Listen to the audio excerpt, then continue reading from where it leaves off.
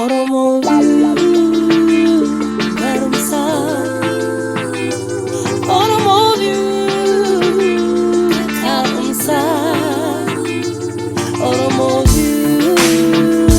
shanana Akkam jirtu daawwattoota Oromoo View nagaan keenya lafuma jirtanitti sinaa ga'u jechaa har'a keessumaa qabannee isinii dhufneerra. Keessummaan keenya luba akkasumas ogeessa fayyaa maqaan isaa luba Fiqiruu Itichaa jedhama. Luba Fiqiruu waliin har'a kan nuti mari'annu waa'ee hidhamtoota siyaasa Oromoo guyyaa 30 ol lagannaa nyaataarra jiranidha. Luba Fiqiruu Itichaa baga nagaadhaan gara Oromoo View dhuftee isiniin jedha. Eebbifamaa isinis yaanis baay'een guddaa gammada gara Oromoo View kana dhufuu kootii fi carraa kana argadhee isinii wajjiniin haala amma jirru kana keessatti mari'achuudhaaf carraa argachuu koo fi baay'een waaqayyoon galateeffadhaa galatumaan isiniin jedha. Okay, anis baga gara View irratti dhuftee akkeessi kabaja nuuf kennitee asirratti argamuu keetiif baay'ee si galateeffannaa. Har'a gaanii kan nuyi irratti haasa'uu fi yookiin si mari'achuu asitti si affeerree fi waa'ee namoota keenya warra mana hidhaa jiraniiti lagannaa nyaataarra jiranii. Egaa akkuma beekamu miidiyaan dhumaas akka sa'aatti jirus sabi keenyas akka naasuu keessa jira. Guyyaa dheeraatiif ituu nyaata hin nyaatin jiru. Guyyaa 30 olii mini qanii tokkoyyuu namni agabuusaa bulu akka miidhaansaa waan beekamudha. Isarratti immoo waa'ee fayyaa isaaniitii fi tajaajilamuutti hin jiranii baay'een isaanii dhukkubsatanii jiru. Paaster Fiqiruu akka ogeessaa tokkootti waa'ee fayyaa isaanii kana akkamitti ilaaltaa? Maaltu immoo eegama jettee yaadda waa'ee fayyaa isaanii irratti? Baay'ee galatoome lalistuu. Akkuma isin jettanii uummati Oromoo gadadoodhaaf rakkina keessa jira. Warri achi jiran qaamaan, warra dana jiran immoo iddoo kana ta'anii namni hirriba gaarii rafaa jiru hin jiru baay'een garaansaa kan na'u kanaa dhaggeessaadhaaf falmu. Namoonni iddoo sanatti yeroo nyaati waggaa guyyaa 31 turanii fiilingii nuyi qabaannu akkaataan itti nutti dhaga'amu nyaannis nutti hin tolu rafnes hirribes nutti hin tolu. Gidiraa adda addaa keessa kan jiran maatiinis namooti quuqama Oromoo qabaanis yeroo kana gidiraa guddaa keessa jiru. Akka ogummaa kootiitti akka itti nagaabattetti nyaata malee ganama ciree nyaatanii guyyaa laaqanatu nyaatin galgala yeroo ga'an iyyuu nanni namaa akka nama hollatu keessumaa umuriin kee yeroo ol siquu Baqqalaa Garbaa waggaa 60 umuriin kee yeroo ol siquu nannu si hollata laaqanatu nyaatanii oolte. Amma akka isaanitti dhaga'amaa jiru, amma akka ta'aa jirani walitti muun baay'ee nu barbaachisu. Kana hikiminaas beekuun sirra hin jiru. Namni yeroo beeloftu waan taatu waan beektuu fi guyyaa 2-3 beeloftee hin beektu, guyyaa tokko yeroo beeloftu waan sitti dhaga'amu beektaa. Garuu yeroo kanatti haalli yeroo isaan jalqaban turaniif haalli isaan ammarra jiran an akka maatiittis nan qoradhasii nan gaafadhasii haala isaan irra jiran baay'ee nama gaddisiisa. Maaltu ta'uu danda'a? Namni yeroo kanatti qaamni isaa gadi bu'aa dhufaa, blood pressure isaanii dhiibbaan dhiigaa isaanii low ta'aa dhufaa, sukkaarri nanna keessaa dhumaa dhufaa, nanni dehydrated ta'u, gogaan isaanii fofolloquu jalqabu, already fofolloquu jalqabeera, gogaan fofolloqaa. Sun jira. Inni guddaan amma gaa sadarkaa nama taasaa jiru isaan sadarkaa complication isa guddaa keessa sadarkaa gaaniidha. Sadarkaa isatti buddeen nyaadhu jettee buddeen nyaatanii deebi'anii iddootti ijaaraman natti hin fakkaatu. Isa kana booddee kun maal fidaa dhufaa? Sukkaarri yeroo gadi bu'u, immunitiin kee yeroo gadi bu'u, nanni kee waa dandamachuu yeroo dadhabu, orgaan feelerii fidaa. Orgaan feelerii jechuun immoo sombi shirinkii godhaa, onneen shirinkii godhaa dhufaa. Erga onneen sombi kun hojjechuu dide immoo namni maal ta'uu akka danda'u hin du'aa jechuudha. The worst scenario hin du'aa jechuudha. Amma jarri kun sadarkaa sodaachisaarra jiru. Maalidha hakimiin isaanii looyeriin isaanii yeroo darbee amma jirumoo hin jiran isa jedhan iyyuu irra deebisna deebinuu deebisuu dandeenyu jirumoo lubbuun hin jiran isa jedhuudha malee amma maaltu ta'a kana booddee isa jedhu nuuf kaababbadaa dhufeera jedhan. Amma Wanti seen yeroon kanarraa argamu gara dhumaa du'aa egaa akka nama amantiittanii waaqayyoon kadhachaa jira isinis kadhachaa jirtu karaatti waaqayyo bakkalcha barii tokko baasee jara kana lubbuu isaanii nu oolchu akka amantaatti isa kadhachaa jirra waaqayyo isaanii wajjin jira jedhee namana amma sanatti sodaachisaadha amma kanatti yeellaasisaadha. Wow, baay'ee nama gaddisiisaa dhugaa kun sammuma keenya ol nuti ta'eera hunda keenyatti amma akkuma jettetti amma kun egaa already isaan sadarkaa cimaarra ga'anii jiru gaa sadarkee kun baay'ee rakkisaadha ammuma yoo nyaanna yootuma jedhanii waan akka nyaachuu danda'an miti jette.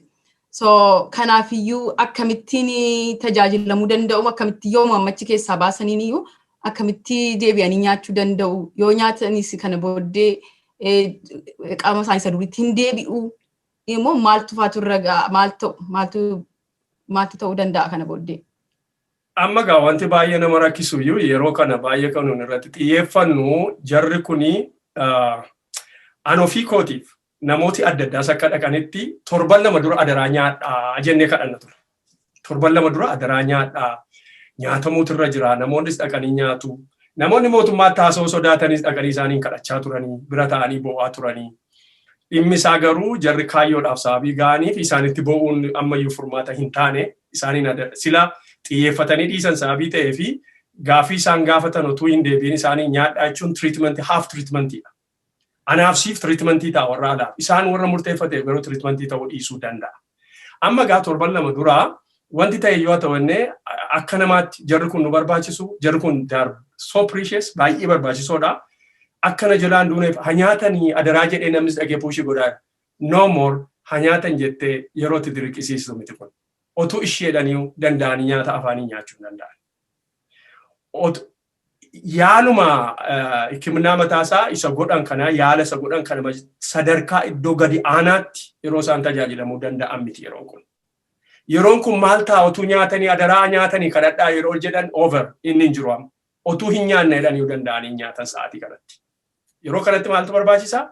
Jarri kuni amma hin qoosa mootummaan hin qoosa tariilee hin qoosu maa jedhu mana achuma keessatti qaalittii keessatti CT scan geessitamu MRI geessitamu intensive care unit wanta jiru material geessitamu waan hundumaa buqqistee geessitamu qoosuudha. Jarri kun kan isaan amma barbaadanii intensive care barbaadu.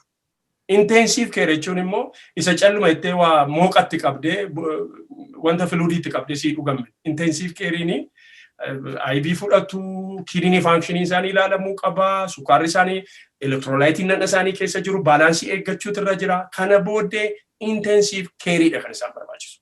Hikimnaadha. Baqqalaa Garbaa, Johaar Mahammad, Hamzaa Booranaa, Dajanee Xaafaa namoonni warri hafan yeroo kana buddeen nyaadhu itti yerootti kadhattu miti. Yerootti kadhatame. Deeggartoonnis namoonni jaallatanis adaraa nyaatan jedhan yerootti kadhatame. Yeroon kuni yeroo mootummaan dirqamee intensive carein akka kennamuuf iddoo isaan barbaadanitti akka seerri murteessetti mootummaarraa kanatu eegama. Isaanirraa wanti eegamu baay'een hin jiru taliiku. Wanti eegamu baay'een hin jiru. Yeroon kun yeroo isaan intensive care barbaadanidha. Intensive carein immoo seetingii lafa hidhaa keessatti akka mootummaan qoosaa jiru. Namni tokko otuu onneen isaa rukutaa jiru.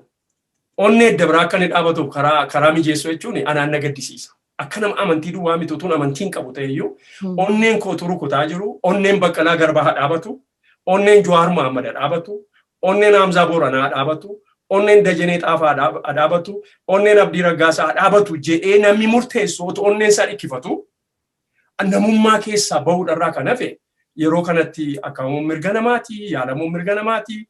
Ani inni kun meseejii maalii namni kun maal akka itti dhaga'amaa jiru yoo beeku namoota warra didanii yaalamanii iddoo nu jennetti waan hin goone malee jedhanii still waan inni itti onneen keessa rukutaa jedhee isaan itti bahu. Wow. Gaafa teessee yaaddu like namooti kun akka isaan mana hidhaatii ba'anii saba isaanii gargaaran barbaanna namoota kana immoo dhabuun keenya. Oromootti wanti miidhaa fidu kun waan nama beekamaadha. Yeroo amma akkas taane baay'ee cinqii kana keessa jirru isaan jibbu gammachiisuutti jira nuun immoo baay'ee nu cinqisiisuutti jira. Amma mee kana booddee amma keessi nyaata kana malee keessi ta'anii dhuguma kana booddee lubbuun isaanii itti fufee jiraata. Akkamitti kana keessaa baasuutii fi sabi Oromoo warri Itoophiyaa biyya keessa jiranii kan akkamitti cal jedhanii ilaalu nuyi immoo kan nuyi gochuu nurra jiru maal jettee yaadda? Baay'ee lapheen namaa hundumtuu isa kana kan rukutaa jiru. Wanta si hubachiisu wanti warri deeggartoota isaanii hubachuu didanii Baqqalee Garbaa fa'aa Jawaar fa'aa goolii isaanii ga'aniiru akka gootti. Hojii isaanii hojjetaniiru. Koosiin Oromoo biyya lafaa duraa waggaa 150 ol dhokateera. Isa 150 dhiisi. Aniif isin erga nun dhalanne booddee wanti ta'e waan baay'ee jira. Jarri kuni wanta gochuun irra jiru dhugumaa hamma tokko akka isaan iddoo isaanii bu'ee waan hundumaa achiivii godhaniiru hin jiru. Hamma tokko amma ta'uun irra jiru koosiin kun rakkinni kun girraan kuni biyyi lafaa akka inni baru godhee biyyi lafaa dirmateera. Iddoo keenyallee hubateera biyyi lafaa. Maaliif nuyi mootummaa Waaqayyooti miti mootummaan biyya lafaa wal hubatee inni kaan wal gargaaree inni kaan wal miidhee jiraata sababii ta'eef isaanii baay'ee successfulii ta'an. Amma dhimmi keenya utuu nu nyaatanii utuu nu hafaniidha malee hojiin isaanii hojjetameera. Dammaqsaniiru. Namni obbareera. Namni hammam akka diinni namni garaa namatti jabaatu bareera. Laphaa tokko koosiin kee biyya lafaa irratti akka inni baramu godheera. Lammaffaan immoo atiyyuu namni ammam gara jabeessa akka inni ta'e. Bor akkamittiin deddeebi'uun akkasirra jiru. Bor akkamittiin tarkaanfachuun akkasirra jiru. Bor maal gochuun akkasirra jiru yerootti uumamni barateera. Ati nama amantii tettee nama laaltus nama amantiis maal akkamittiin safaruu akka dandeessu. Nama beekaadha isa jettus beekumsi sun eessa ga'e akka nu jalaa miliqe. Amantiidhaan jettus amantiin kun eessa ga'e akka iddoo isaatii bade. Bor akkamittiin nama wajjiniin jiraatta jedhu ogummaadhaan hubannaadhaan jiraadhaadha Waaqayyo sababii ta'eef. Beela isaanii keessaa ogummaa arganneerraa, beela isaanii keessaa beekumsa arganneerraa, beela isaanii keessaa koosiin keenya barameera, beela isaanii keessaa hammina namaas barreera. Beela isaanii keessaa nammamma akka cimaa ta'e dhiifama olii gochuu akka hin dandeenye akka du'a wayii barbaadus irraa barreera. So, namni maaliif cal jedhaa naan jette ilaalistu? Namni cal hin jenne. Kan cal jedhes jira, kan cal hin jennes jira, muraasi cal jedheera. Akka lamattan siira. Warri beekaani muraasi beekaa cal jedhan akkuma nama sitti immoo istiil onneen isaanii rukutaadha sababii ta'eef onneen Jawaar yoo dhaabate homaa miti isaaniif. Sammuun isaanii yaadaadha yoo ta'e sammuun Jawaar sammuun Baqqalaa sammuun warra achi keessaa gadadaman yoo bade warra haadhafaa du'an yeroo naatti fataasaa yeroo du'an dhimma itti hin fakkaatu. Muraasi akkasii jiru. Muraasi garaan rakkise muraasi haala deemaa jiru boriin bari'a kan hin jenne boriin ifa kan hin jenne namoonni gammadaa jiran cal jedhan jiraachuu danda'a. Baay'een garuu cal jedhaan jiru. Waan tokko sitti iddoo sadiitti siiroo Oromoo iddoo sadiin siika lafa Oromoon jiru Oromoon biyya Impaayera Itoophiyaa keessa jiru I will say it Impaayera Itoophiyaa keessa jiru iddoo sadii jira. Tokko mana hidhaa guddaa tokko bal'aa keessa jira. Warri kaan immoo mana hidhaa giddu galeessa keessa jira. Warri kaan immoo mana hidhaa ishee xinnoo dukkana owwaara gidiraa lafa jiru keessa jira. Fakkeenyaaf Oromoon waliigala akkuma jirutti biyya sana keessa kan jiru mana hidhaa keessa jira. Mana hidhaa isaatu wal caalaman. Inni kaan mana hidhaa bal'aa keessa jira. Gujii yoo fudhatte, Wallaggaa yoo fudhatte, Boorana yoo fudhatte, Lixa Shawaa keessa yoo fudhatte, isaan kuni mana hidhaa isa giddu galeessa keessa jiru. Baqqalee Garbaa fa'aa, Abdii Raggaasaa fa'aa, Jawaar Mahaammadiin fa'aa yoo fudhatte, Koloneel Gammachuu fa'aa fudhatte immoo mana hidhaa isa dukkana isa gidiraa isa du'a keessa jiru. Karaa fedhe yoo fudhatte Oromoon hundumtu iyyuu mana hidhaa jira. Namni mana hidhaa jiru immoo waan garaa isaatii hojjechuu hin danda'u, waan garaa isaatii himachuu hin danda'u, of isa abbushuu hin danda'u, fincaan yeroo barbaadetti fincaa'uu hin danda'u, nanna yeroo barbaadetti dhiqachuu hin danda'u, gorora yeroo barbaadetti tufuu hin danda'u ta'a. Nama kana keessa jira Oromoon. Caaliin jenne rakkinni isaa kanaa isiniin jechuuf hin jedhe. Inni itti aanu Oromoon bulchiisa hin qabu. Amma mootummaan amma bulchuu paartii tokko bilisiginnaa dhabni kan jedhamu. Bilisiginaani naannoo Amaaraa kan bulchan jiru. Bilisiginnaa keessa ta'anii. Naannoo Iddoo Dabraa kan bulchan jiru. Naannoo Oromiyaa kan bulchan jiru. Akkam fudhadheetti Oromoon abbaan qabu. Dhaabuma sana keessaa iyyuu abbaan qabu. Dhaabuma sana keessaa geggeessaan qabu. Dhaabuma sana keessaa iyyuu kan isheedhaaf falmuu qabu. Dhaaba sana keessa kan jiranii Yookaan hojjechuuf akkatti hojjetan kan dhaban muraasi. Yookaan immoo kan of gurguran. Yookaan immoo akka koof akka keetti afaan Oromoo qulqulleessanii haasa'u malee DNA isaanii kan biraa kan ta'e. Yeroo mammaan kee dhiigdu abbaan kee dhiigu eessumni kee fadaadaan kee dhiigu kan ittiin dhaga'amne. Dirree sana irratti kan dhalatan. Akka koo afaan kan baran, akka koo keessumaa fudhatanii kan baran, kan warri isaanii dhiqanii miila dhiqanii bushan, kan achitti guddatan, kan achitti dhalatan, garuu hiddalatiinsaa kan lakkaa'atan. Geggeessaa sana keessa jiru. Nan gadda baay'ee.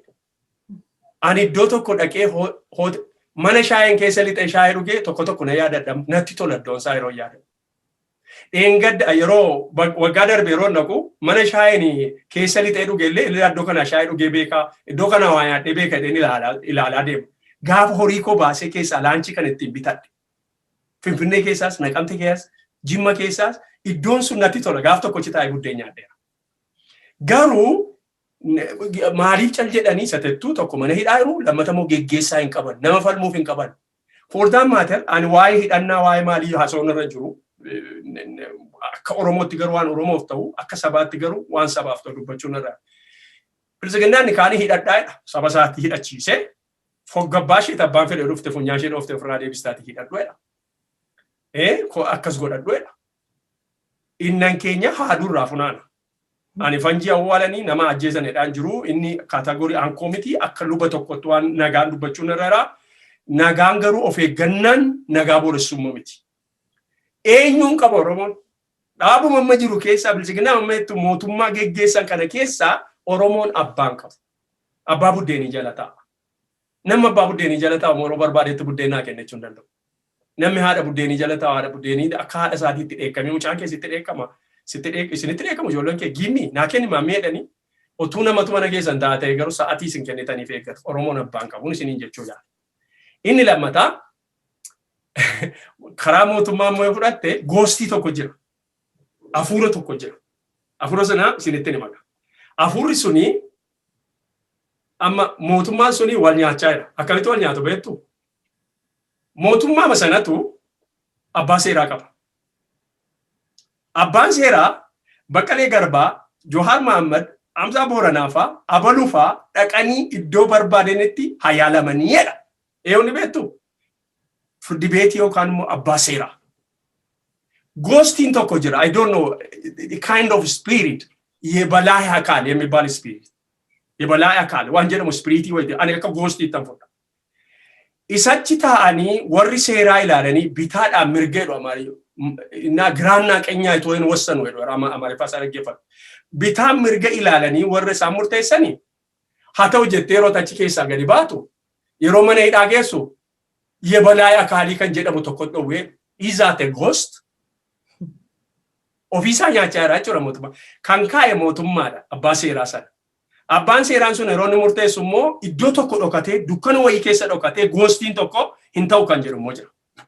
Kana nan soba miti yaadda. Si'a shan Baqqalaan fa'aa Jawaar fa'aa hakiima isaaniin lafa barbaadanitti ayyaalaman jedhee si'a shan murteessee firdibeetiin achi taa'ee giraannaa qeenyi jedhan ilaalee murteesseera. Wanti hin beekamne tokko goostiin tokko moddoo tokko taa'etu hin ta'uudha.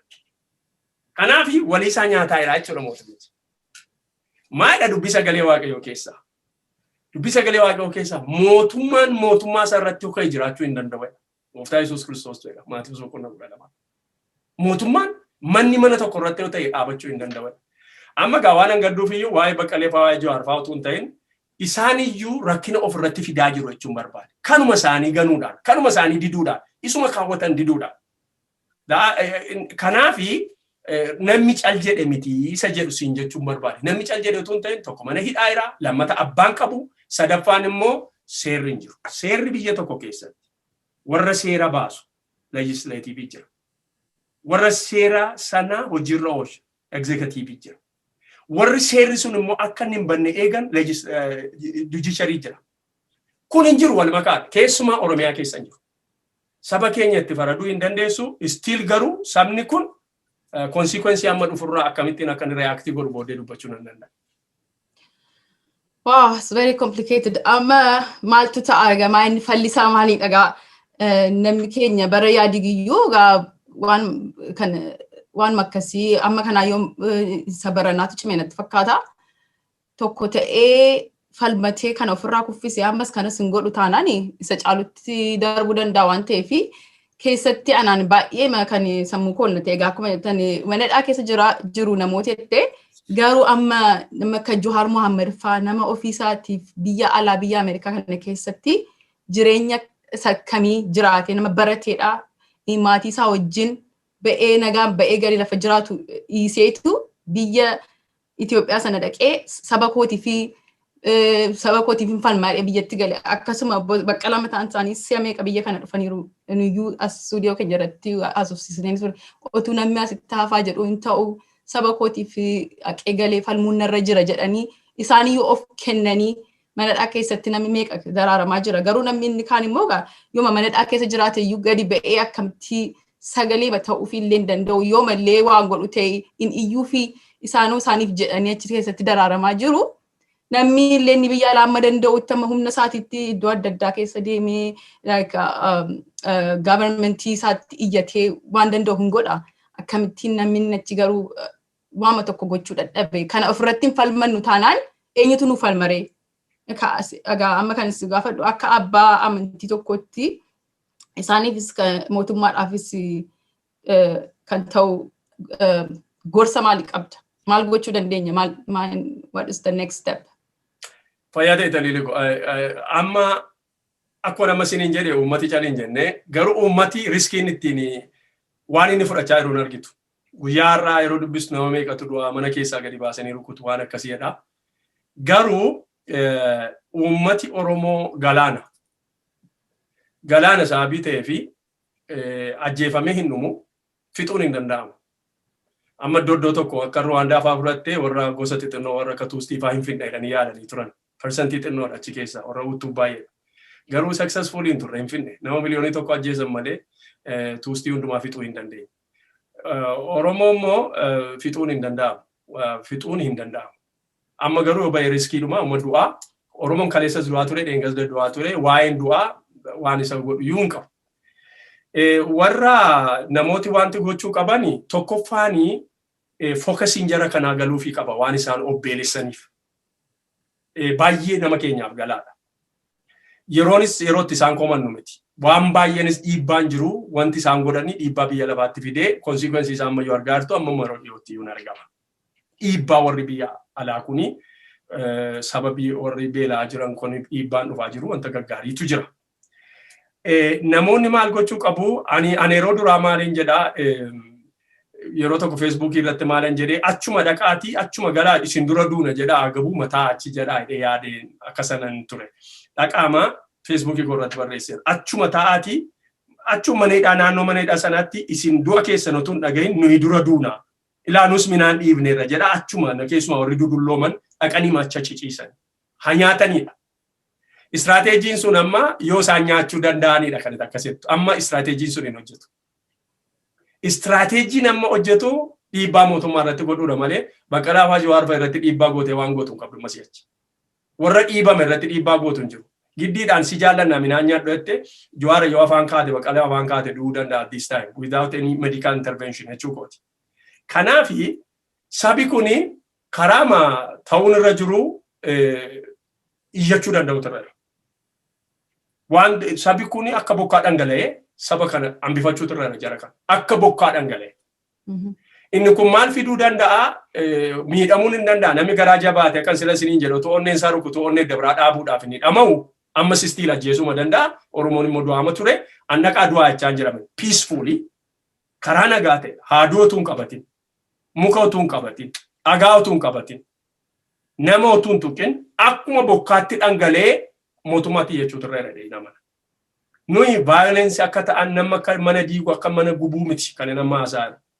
Karaa wanta sana haasa'uun isinirraa hin eegamu. Oromoon garuu bokkaa isaa bitee bokkaa kan hundumaa ajjeesanii fitan. Baqqalaa Garbaa fa'aa Jawaar Mohaammed fa'aa erga du'anii booddee du'a gahii baay'ee ilaaluun barbaadan. It doesn't do anything. Acee keenya nuun deebisne. Du'a gahii baay'ee lafatti of tumuu wayyaa gurraacha uffachuu nan dha'uu fi qiraachiin ciruu it doesn't help. otuu onneen Jawaar rukutaa jiru, otuu onneen Baqqalaa rukutaa jiru, otuu onneen Hamzaa rukutaa jiru, otuu onneen Dajanee rukutaa jiru, wanti ta'uun irra jiru ta'uutu irra. Ammas kan hin jedhu ba'aatii mana diigaa mana balleessaa jiru. Akka bokkaa walii wajjin dhangalee sabi kuni deemsumaaf ijaajjuudhaaf dhaabachuu mootummaa dhowwuu danda'u irra amana. Warri amantaa immoo maal gochuutu irra duukaadhuma gochuutu irra waan nama jedhu. Nama reebaan jennanii macaafa qulqulluu isaanii fudhatanii namannu jalaa du'aa jira goota keenya dhabaa jirra jedhee macaafa qulqulluun faarfannaa isaa faarfachaa iyyaa maraachaa adeemuu hin danda'a. Riili yeroon kana jedhu ani macaafa isaa baadhate. Inni quraana isaa baadhatu quraana isaa baadhate. Inni waaqeffataan mallattoo amantii isaa ibsu kana akka bokkaa dhangala'ee gochuutu irra. Karaa dabraa immoo warri amantaa immoo kadhachuudha. Ilaa tariidha. Ani kan hin amanu waaqa du'aan kaasaatti namana. Ammayyuu taanaan Baqqaleen fa'aa Jawaar fa'aa hin du'e jedheen fudhadhu. Tokkoffaan nan kadhadhaaf nan boo'a. Lammaffaan amma rabina keessa jirutti wanta sana saffisiisuu danda'u nan dubbadha. Kanaaf ammayyuu abdiin qaba. Warri sun abdii qabna. Abdiin keenya garuu harka yoo jira tokko harka Waaqayyo isa jiraataa jira. Lammaffaan harka saba sanaa jira. Abdiin Jawaar fa'aa harka mootummaa sanaa jiru. Mootummaan sun already kirulii hamaa ta'edha. Haa ta'uyyuu malee uummata geggeessina gooftaan keenya uummata keenya ergadanii uummati kuni miliyooniin bahee waan inni itti dubbatu hin dhaga'u yoo ta'e mootummaan kun sarvaayiviin godhu uummati sun gara sarvaayivii godhu. Baqqaleef Jawaar du'uu danda'u. Hamzaan fa'aa du'uu danda'u. Uummati sun sarvaayivii godhaa. Dis mootummaa sarvaayiviin godhu mootummaan kun. Yoo isaan du'an konsikwensii maalii dhufuu akka danda'u xinnoo dubbachuu nan danda'a yoo yeroon keessan hin adeemne ta'e. Yaa isarratti samma jette kanarratti kan inni haasa'uu akkuma jettee ila amma nuyi waan guddaa dhabuuttirra waan deebinee argachuu hin dandeenye bara jireenya keenyaa guutuu itti gaddaa hafuutturu maaliif amma fakkeenyaa fi Hacaaluu Hundeessaa taargeetii godhamee ajjeefame sabisaa garuu oolchuu hin dandeenye because fudhatanii lafa ajjeesanitti ajjeesanii ammallee falmuutti jiramaaf eenyu du'e ugaan saanuuf haba'uudha. Sabi Oromoo garuu kana addaan baafatee akka yaadutti kan inni yaadu Jawaar fa'aatii fi Baqqalee Garbaaf nama mana hidhaa jiranii baafachuu danda'u lubbuu isaanii oolchuu danda'u. Kun isaan harka jira. Argitee differensii qabu lamaan isaanii saba isaaniitiif nama sacrifice gochuutti jiru. Hacaaluu hin amne ammas immoo warra kan ituu isaan Oromoo amma baay'inaan mana ituu biyya sana keessa jiru sabi namooti nuyi jaallannu kun yoo lubbuun isaanii darbanii faayidaan isaa maanni argi isaan du'anii ba'anii iyyuun bo'uun kanarratti mee irra deebisiiti Oromoo sabi keenya maal gochuutu irra jira yoo mallee hiriira ba'uu baatanii akkuma jiruun hojii isaanii dhaabuun irra jiru mootummaa wajjin nyaata bitatanii nyaata faalagachuun irra jiru siistemii biraa fiduun hin jiru they don't have to go outside protestii gochuutiif kanarratti mee xuruutti Lalistuutti dabalee dhumachumaan wajjin deebistuu fi amma yoo namooti kun du'anii saba keenya jechuun mootummaa Itoophiyaatiif faayidaa maalii fidaaf amma isaan du'aniif? Faayidaa maalii qaba isaan maalirraa argatu? Wonderful. Baay'ee yaada gaariidha. Inni tamma fidde amma maalan jedhe lalistuu ko sila namni miinsii argu ila namni vaayolentiin ta'e miinsii barbaaduun akka bokkaa dhangalee waan barbaadu godhu. Namni silayyuu beela'eera tokko akka inni itti beela'e tokkoffaa silayyuu waan nyaatu hin qabu Oromoon. Silayyuu beela'eera. Amma immoo hirribas hin qabu jireenyas hin qabu du'a keesseera. Amma sabi kuni miinsii mari'atee isa barbaachisu akka bokkaa dhangalee mootummaa kanatti pireejarii uumuutu irra. Akka bokkaa dhangalee karaa kam waan barbaade waan gochuun irra jiru godhee jechuudha. Waan barbaade. Lammata namoonni siyaasa geggeessan istiraatiijii adda addaa baasu. Biyya abbaa hin qabnu yoo ta'e nama mootummaa kana bakka bu'ee iddoo keenya jiru hin jiru yoo ta'e namoonni Oromoodhaaf quuqama qabanii fi beekumsa adda addaa qabanii tooftaa ittiin wanta kana ka'anii akka bokkaa dhangalaanee ofirraa cabsan kan beekan jiru isaaniin aribaayisii isaanii dhaggeeffachuudha. Isaan waan isaan godhan dhaggeeffachuudha.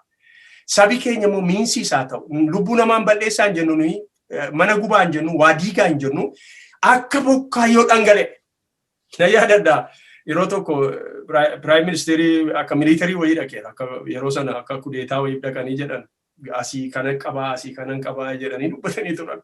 Asiin galaantu jira asiin maaltu jira. Achuma jiru mayyuu jarri sun. Obboleessa kootu amala jijjiirrate malee jarri yeroo sana ani naa jiru jarri sun jedhamee dubbatame har'as achuma jiru. Amma gaa boo'uun gatiin qabu. Yoo xinnaate jarri kuni onneen isaanii nu rukutaa jira. Kana caaluu garuu onneen dhaabateera. Onnee caaluu dhaabate deebisuu hin dandeenyu. Onnee Jawaar fa'aa amma xinnoo rukutaa jiru garuu dandamachiisfachuu hin dandeenya. Akka bokkaa dhangalaaneen jedha. Isamma taliileen jettetti nan deebi'a. Eenyuun gargaara kuni naan jette taliilee. Ilaamee 1975 Jeneraal Taaddasee Birruudhaa fi warra Jeneraal Taaddasee Birruu wajjiniin fannifamanii fi naannoo sana kan ajjeefaman isaan duras isaan booddees kan ajjeefamanii waggaa 46. Impaayera Itoophiyaadhaa fi dhiigi fannifamuun Taaddasee Birruu fa'aa ajjeefamuun namoota guguddaa ergasii ajjeefamanii karaa bahaa karaa giddu galeessaaf lixaa biyya Itoophiyaatti abidda qabsiise malee amantiin amanu keessaa dhiigi nama in iyyata lafaa gara waaqaatti ol iyyaadha. Dhiigi isaanii in iyyee Itoophiyaa hiyyoomsee wal nyaachisee wal ficcisiisee amma kunoo gadi badii biyya lafaa godhe maleessa. Biyya sana warri har'a na gargaara yissa qalillee nuufa fannifamu warreedhanii akka of fannisaa jiran baruutu irra borii mooraalitti hin jiraatan hin qaban. Eenyuun irra haantii godha beektu qulqulluun illee hin jiraata darbee warra irra namni naafa du'e garuu iddoo nama sana waa ta'uun isaaniif fuula waaqaa durattis fuula namaa durattis tokkoffaan Itoophiyaa wanta gargaaru. Itoophiyaa wanta gargaaru.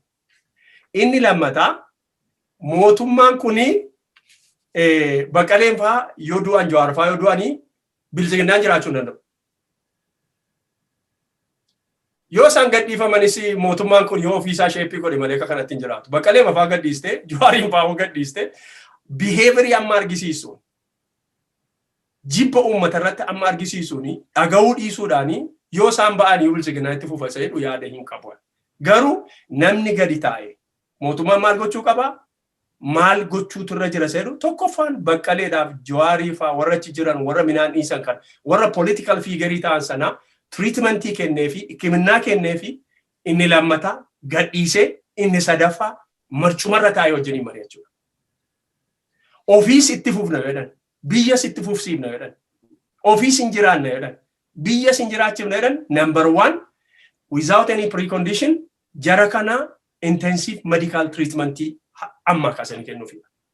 Yoo hin jiraanne jedhani yoo Baqqaleef yaada yoo Jawaariif yaada jechaan jiru kadhachaan jiru amma jara yoo hin jiraanne jedhan isaaniif treatmentii kennu inni lammataa gadhiisu inni sadaffaa marcuma dhaabanii fi ta'anii wajjin haasa'u.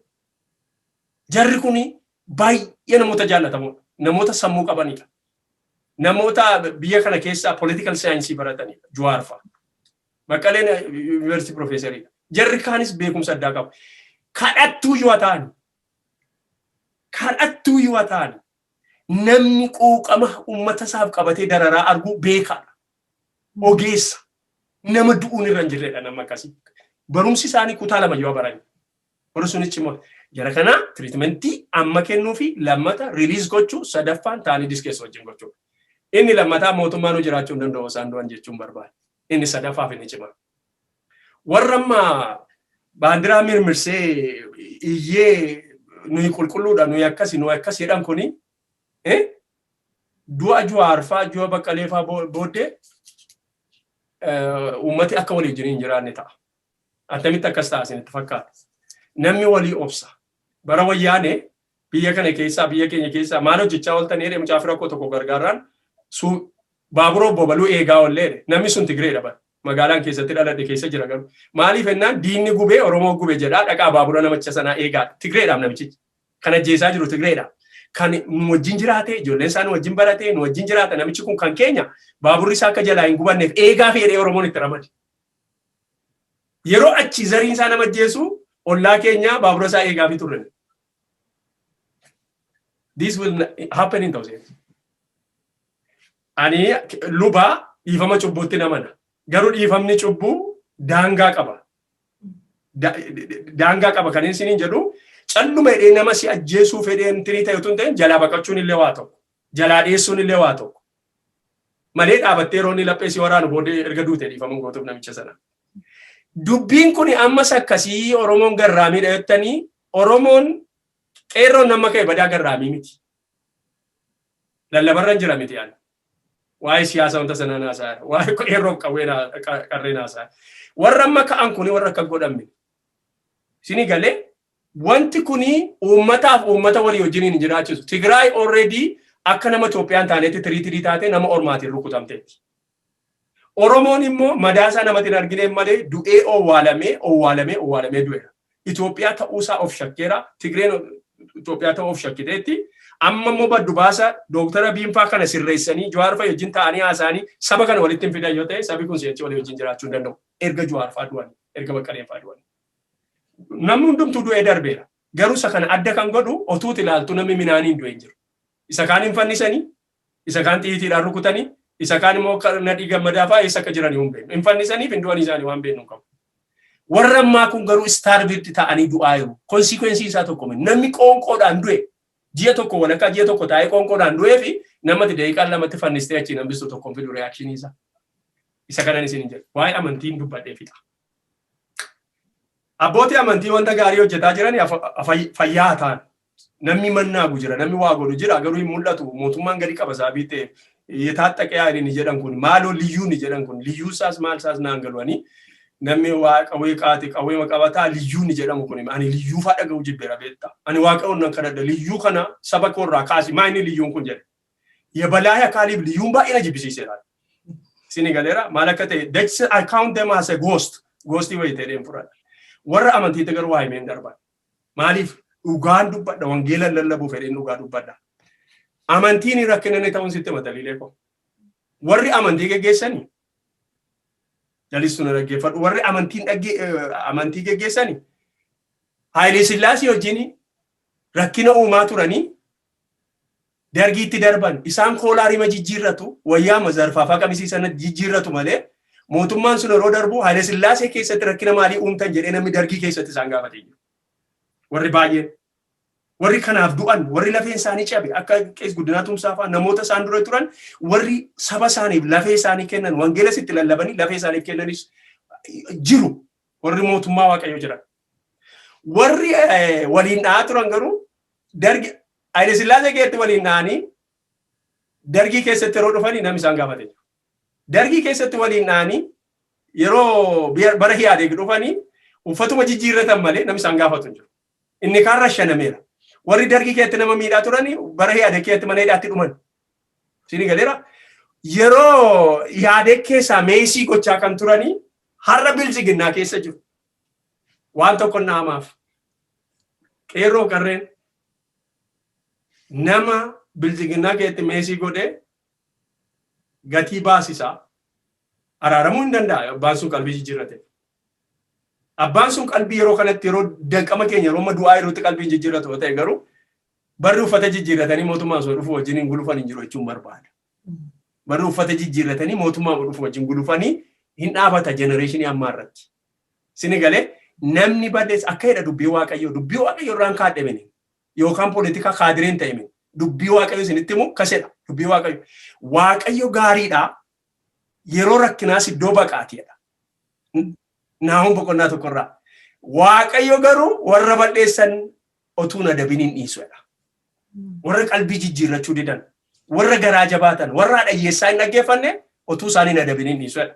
Waaqayyo kuni calluma illee wallaalaa miti. Qalbii jijjiirrachiisaa warri qalbii jijjiirratan hin deebi'u, warri bara baraan meesii godhan amma iddootti dhaabataniidha. Kana booddee meesii gochuun hin jiru. Seeratti dhiyaatu jechuudha. Seera waaqayyootti waaqayyotu dhiyeessa. Seera namaattis hin dhiyaatu malee uffatuma jijjiirrattee mootummaa masa dhufu wajjin wal fakkaachuun wangeela lallabu yookaan quraana qara'u yookaan waan wajjin wal hin fakkaatu. Warra amantaa akka kanatti saba keenya bira dhaabachuu qabu. Warri dhaabachaa jiran immoo eebbifamanii bifa kanaan booddee xinnoo akka waliin komanneef amma walitti himnaa jechuudha qulqullummaadhuma. Dhugaadha. Anis baay'ee isuma questionii kosattaan yoo ormusna deebistee fittee isuma amma namooti yeroo si'anaa kana keessatti otuma rakkinni Oromoo isa duraa caalu otuu Oromoon meeqa dhumuu isa duraa caalaa namni keenya namumti faa beennu faayyuu jiru. kan amma PP deeggaran yookaan mootummaa wajjin dhaabbatanii Oromoo ta'e ani sammuu ol na ta'eera. Akkamitti namni kana arguu hin danda'u? Maaltu waan kan biraa waan argaa jiru moo isaan akkamittiin mootummaa kana wajjin dhaabachuu danda'a? Namni yeroo si'anaa kana akkamittiin Oromoo ta'e mootummaa kana wajjin dhaabachuu danda'a? Ilaataniidha. Gara sammaman akka qeesii tokkotti gara wangeelaa maxxansii deebisa. Ilaamee Yihudaa nama jedhamu tokko jira. Yihudaan kuni iddoo gaariitii iyyuu dhufe. Warri kaan amma Galiilaatii dhufan iddoo hiyyeessaatii dhufa warri 11. Inni garuu iddoo irra Yerusaalem keessa iddoo fooyyee qabu dhufe. Iyyasuus Kiristoos buddeena nyaachise yeroo inni beela'u. Yeroo hamaan irratti ka'u isaaniin of biratti. Yeroo galaanni irratti ka'u galaana irraa dhaamse wajjiniin jiraate buddeen xinnoo baay'isee nyaachise isa dhumaattan sii dhufaa gad jedhee miilla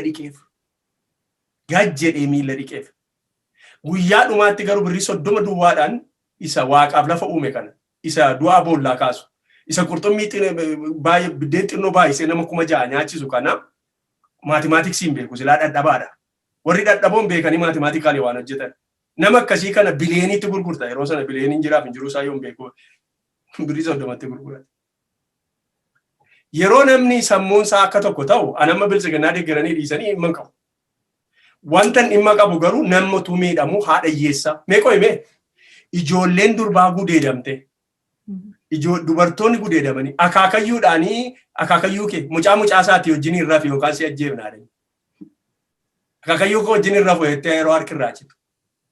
Abbaani kun amma gaa wanta major kan ta'e funaansa gandaatu hin ta'in miidiyaa major ta'etu dubbata. Footoo wajjin harka koon dhabe akaakayyuu koo wajjin hin rafu jedhee jettee mucaan footoo ishee argitaniitu. Kana Aljazeeraa fa'aa, kana CNN fa'aa, kana Amnesty International fa'aa baasa. Yeroo kana Yihudaan maaliif Yesuusoo amma sana wajjin rakkate miila dhiqee maaliif gurgurama kana garaa jabaate? Amala namaati. Don't be surprised. Don't be surprised. Bilisiginaa deeggaruu hin danda'u bara. Bilisiginaa deeggaruu nama haadha hiyyeessaa falmuudhaaf yeroo namni gadadamu yeroo namni qoonqoodhaan du'uu fedhu falmuudhaaf yeroo dubartiin gudeedamtu dubartii keessaa ciniinnattee waggaa 9 nama baattee duutee ciniinnistattee dhiiddee irraa cittee kan itti baate yeroo isheen irra gudeedamtu namni garaansaa hojii isheeti baga taate jedhu Waaqayyo waaqarraatti araaramu malee ani jecha iyyuu hin qabu. Kanaafi namni nama gurguruudhaaf yeroo jalqabu itti amanee jennaa waanuma gaarii gochuudha. Markaatoo keessaa durii siraannisraa jedhanii ganama bawattu. Galgala yoo hanni dhibee altasarraam siraa illee medanii aaraa galu. Abiddiirraa boba'aa galu. Lamindinuu siraa altasarraa. Hojii hojjechuu ba'an ibsaa.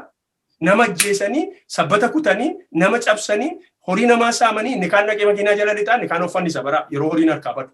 Amma sana baatee dhufe. Isaan garuu altasarraa meedha. Altasarraa. Hojiin hin hojjetamneedha. Yeroo namni sammuun isaa duuduudha. Seexanni inni bara si'anaa kunidha. Ammayyuu namoota gurra isaanii duucheera. Akka hin argineef ija isaanii, akka hin hubanneef sammuu isaanii duucheera. Wangeelaan itti lallafu. Kanaaf don't be surprised. Surprised hin ta'e.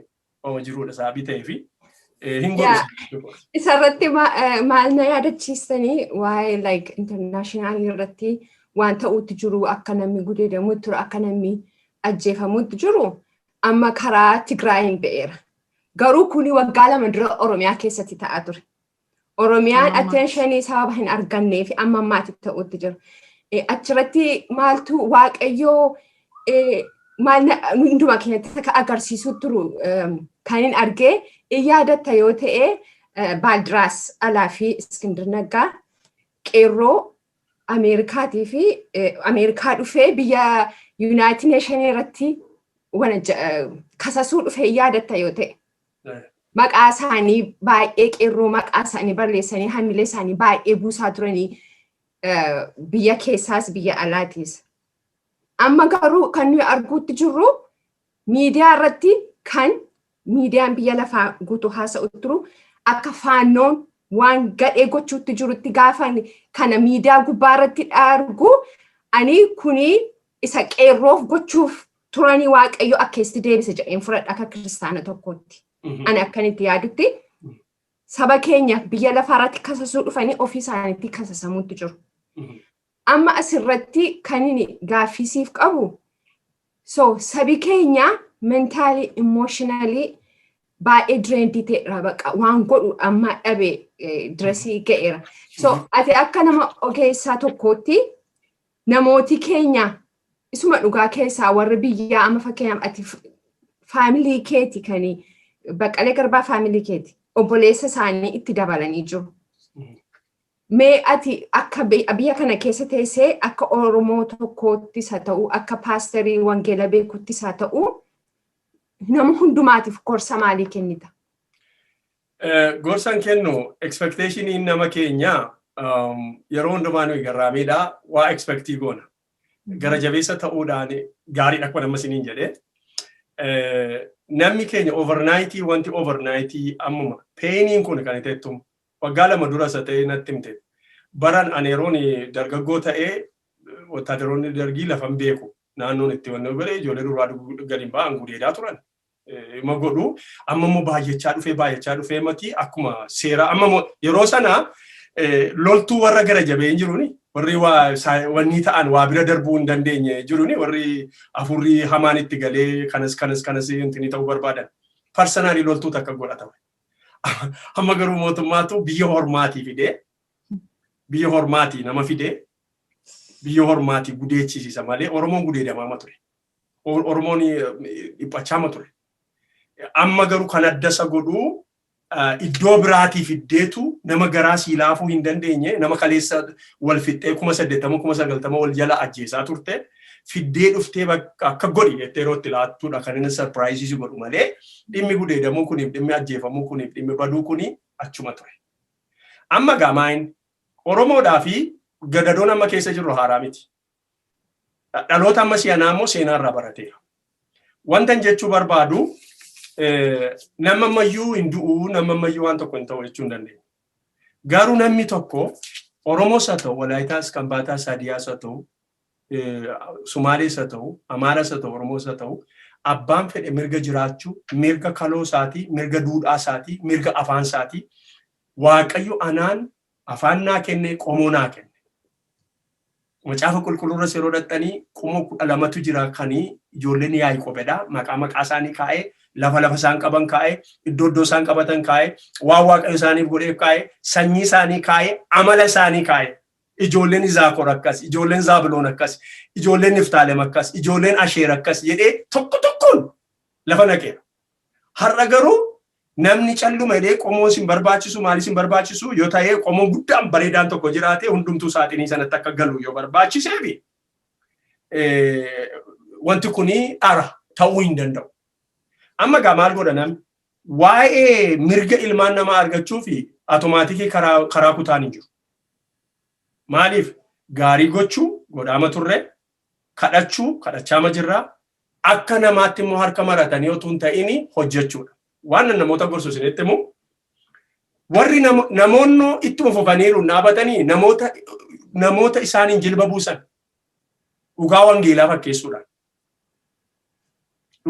fakkeessuudhaan. Anamma jenuuni Waaqayyo yeroo isaatti waan gaarii sii godhaa obsi kan jiru macaafa qulqulluurra. Inni yeroo isaa yeroo ga'u akka inni ol si qabutti harka isa hundumaa danda'u Waaqayyo jalatti calluma gadoof deebisi kan jiru jira. Anis ture Waaqayyoon eeggadhee innis yeroo isaatti naa qaqqabe kan jiru jira. Kun soba jedhee kun sirriidhuma dubbii Waaqayyooti. Garuu harka maradhuu taa'iiti waan tokko hojjetini taliileen hojiin naqini ijoollee mana barumsaatti hin geessini ijoollee irraa nan dhiqiniiti Waaqayyoon calluma edii taa'ii kadhadhu nannis ijoollee irraa dhiqama mana barumsaas ijoolleen afurumaan natti jedhee yoo dhatte kuni barumsa sobaa heresii jedhama. Namoota keenya otuu akkasittiin humna hin dhowwan ta'e waanan gorsu namni keenya waan gorfamu iyyuu qabu amma funyaanitti qabsoo beeka amma funyaanitti mirga isaaf dhaabachuu beeka itti jabaate malee. Egaa maaliin hima akka luba tokko Waaqayyo jiran jedha. Waaqayyo kaleessa akka dinqiitti waan baay'ee dabarse warrumti dhiyoo dhalattanii isinumti iyyuu beektu waan Waaqayyo dabarse. Ammas immoo Waaqayyo jira. Barri hin darbu jettanii. Mucaa tokkotu fakkeenya tokko sitti yeroo tokko atoobistara dhanne Finfinnee barii halkanii hidhattee qabatta. Mana namaa bullee barii halkanii hidhatta malee atoobisiin argattu. 3 AM fa'itti hidhatta. Sagalee jechuudha Itoophiyaa. Gaafa sanaa mucaan qorraa saabii ta'ee fi ishee akka stooking jedhan kaa'atan kana. ciccitaa qabaa dukkana sana keessa kaa'attee madeemte jechuudha. Hamma tokko kan ciccitaa qabu beetti garuu dukkana isaa biitee baazarii isheen goone. Amma toobisii dhabnee utuma dhaabannu ganama sa'aatii 2 ta'e. Ganama 2 isaa yeroo ta'u stookingii ishee sun ciccitaadha jechuudha. Maannaan jettee yaa fiqiruu hin bari'u seen kana fadhee kun hokkas ta'e amma lafan itti ofirraa baasuus nan dhabeette. Amma gaalaala. Amma yeroo sana yeroo dukkana badaa baazarii siin godhu. You will be okay. Yeroo hundumtuu ifee si ilaalu garuu lafa gatteessu irra gadi teessu. Ofirraa baasuuf iddoo isaa miti. Uffachuuf immoo nama sitti kolfa. Egaa argite namni fiizikaal yeroo ilaalu jajii balbala. Maaliin jechuu barbaade dubbiin kun hin bari'aan jedha saba kooti. Hin bari'a sababii ta'eef dukkana kana keessatti akka waan hin bari'inee hin ta'inaati. Akkuma mucattii irratti bari'ee waan tan taane ofirratti argite waan gaarii siifatti baate gaaf tokko hin ta'aati akka kanatti yaada. Namni gochuu isarra jiru dhiisee yoo calluma jedhe garuu Waaqayyo isa gaafata. Ameen. Waaqayyo isa gaafata. Lammata immoo maaliin jedhaa namoota hibernate akka inni godhu akka inni hin dubbanne akka inni mirga isaaf hin dubbanne akka inni nama arrabsu jechaa jiru akka inni nama saamu jechaa jiru akka inni nama jeesu jechaa jiru mirga isaaf akka hin falmannee fi wangeela fakkeessanii ani nama abbaa fedhe siyaasa deeggaruu danda'a wangeela fakkeessee garuu deeggaruun irra jiru. Mirga abbaa fedhe deeggaruu qaba namni wangeela fakkeessee garuu hin qabu. Kuni tokkuma jedhaa hin jijjiiramu bara baraan achuma jira jedha. Warri kaan amantii isaanii itti himatan waan akka lubaatti wangeela fakkeessitanii kan namoota mirga isaanii akka isaanii hin falmamne gadi qabdee yoo jiraattanii dubbiin wangeelaa kuni kan kanatti dabalees kan kanarraa hir'ises abaarsi kana keessa jiru hundumtuu sarratti dabalamaa jedha. Mul'ata Yohaannis inni dhumaa kanaan fixa wangeelli. Warri kaarii godhan immoo eebbi kana keessa jiru hundumtuu isaaniin qaqqabaa'edha. Kanaaf inni isaa akeekkachiisaa uummata keenyaan immoo jabaadhaan jedha akka bokkaa dhangala'ee karaa mafedhe immoo lubbuu onnee rukutaa jiru kan Jawaarfaa kan Baqqalaafaa kan Hamzaafaa kan Dajaneefaa akkasumas kan Abdiifaa kan Koloneel Gammachuufaa kana hambifachuu qaba Oromoon. Egaa har'a gaaffii qabnu siif kanuma yoo wanti hafee jiraate waan itti dabaltu ati karaa keetii yoo jiraate dhumarratti waan jettu yoo qabaatte. Egaa ergaan kun karaa tokkos karaa lamas warra guguddaa bira sin gaa'ee yaada. Namoonni beekaa hin dhageenye jedhu malee ergaan kun mageesse maali seelfoon irra teessi ati iddoo barbaade teessee foolse yagidde miidiyaa saatalaayitii yookaan wanta sophisticated ta'uun irra jiru. Sila yerootti dubbatte miidiyaan waayyuun dubbatu kunoo kan Tigraay faama Oromiyaan yeroo hin dubbatu jetta. An expectation in nama mootummaa miidiyaa cikaateetta miti waan mootummaa tokko dubbata jettee yaadna. Nus ikkoo qabsoo hin taane qabsaana. Komee hin taane komanna. Hansaate ammati akkamitti reediyoo faanaan ETV'n akkamittiin EBC'n akkamittiin waan mootummaa wanni ta'u haasa. Kaadireedha sababii ta'eef wanta sana haasa. Amma gaa hunduma dhagaa sababii ta'eef san jedhettan deebi'a. Prime Ministeriin keenya Kiristiyaana. Ani keessatti hin safaru burcuqqoo tokko amanuu baaldii tokko amanuu hin beeku an dhageera utuun kiristiyaana isaan jedhanii utuu isaan lallabanii dhageera. Fiqiruun immoo isaan kiristiyaana mini yookaan isaan kiristiyaana jedhee isaan shalaguun qabu. Isaan dhagee garuu kiristiyaana ta'uu isaanii hin beeka. Nam fudhadhaaf immoo kiristiyaana jedhee. Garuu wanta kiristiyaanni tokko kiristiyaanni gara laaffessa nama godha. Wangeela kana fudhachuurra darbanii lallaban isaan lallaba isaanii dhaggeeffateera. Fudhachuurra darbanii lallabaniif. Hanfedhe yoo hammaatu. Hanfedhe yoo hammaatu. Amma du'aatti 7 gizee 77 dhiistaa fedha wangeelli. Amma fedhe yoo balleessu namni ni dhaayiru. Amma fedhe yoo ta'u garaan sun eessa dhaqee yaa obboleessa. Maaloo onneen Jawaar Mohaammed fa'aa onneen Baqqalee Garbaa fa'aa waaqa harka jira. Isin harka jira miti garuu akka namaatti gahee qabda. Alaazaar yeroo inni du'aa ka'ee dhagaa namatirraa kaasee lubbuu waaqayyotu kaasee. Lubbuun keessa jiran waaqayyo keessa jiru dhagaan irratti hiraatee akka lubbuu sana najjeefne adara. Boru wangeela kana baachuu dadhabna. Kanaafi isa kana duwwaanaa dhagaati adaraa biraangaa warri kana jettanii seelfoona hin baatu sababii ta'eef adaraa wangeelaa, adaraa dhugaa, adaraa waaqayyo. Onneen jara kanaa utuu isin mirga qabdanii akka hin dhaabanne. Waaqayyo biratti gatii qabu, uummata biratti gatii qabu, gatii guddaa qabu.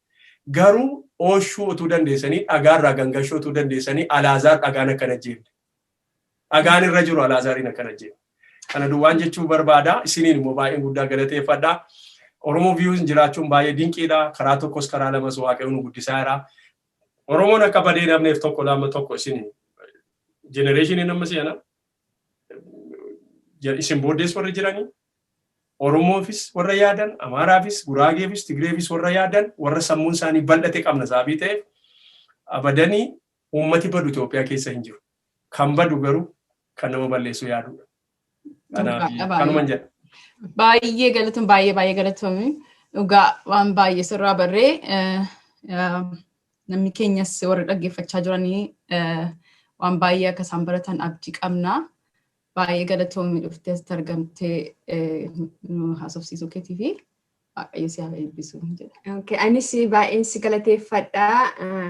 Yeroo nuu kennitee yeroo kee asitti OVU irratti akkasitti argamtee jaalala waaqayyoos ta'ee atis immoo ulfina nuu kennitee sirratti argamuu keetiif akkuma kanammoo waan yaada keetiitii fi waan saba keetiif ta'u waan nu wajjin mari'attee fi namnis immoo kanarraa akka baratu abdii qabna. Waaqayyo si haa eebbisu. Egaa daawwattoota OVU kana I hope irraa waan hundumaa argattu hin barattu jennee abdanna. Sagantaa biraa wajjin amma walitti arginutti nagaatti Paaster Fiqiruu atis galatoomi siin jedha. Baay'ee ulfaadhaa isinis jabaadhaa sagaleen keessan dhimma baasaa sagalee keessan calin jedhinaa dubbadhaa. Yeroo dubbattan dubbii dhugaa jaalalaan dubbadhaa. Maqaan isin haa eebbisu. Fayyaa ta'e galatoomii baay'ee gammanna dhugaa dhufuu keetii fi Nagaa Waaqayyo. Ameen. yeroo kan biraas waan kan biraa irratti nu walii wajjin deemee walitti haasofna jedhee abdadha. Ameen haa dhoofu. Nagaa Waaqayyo. Ameen. Oromo's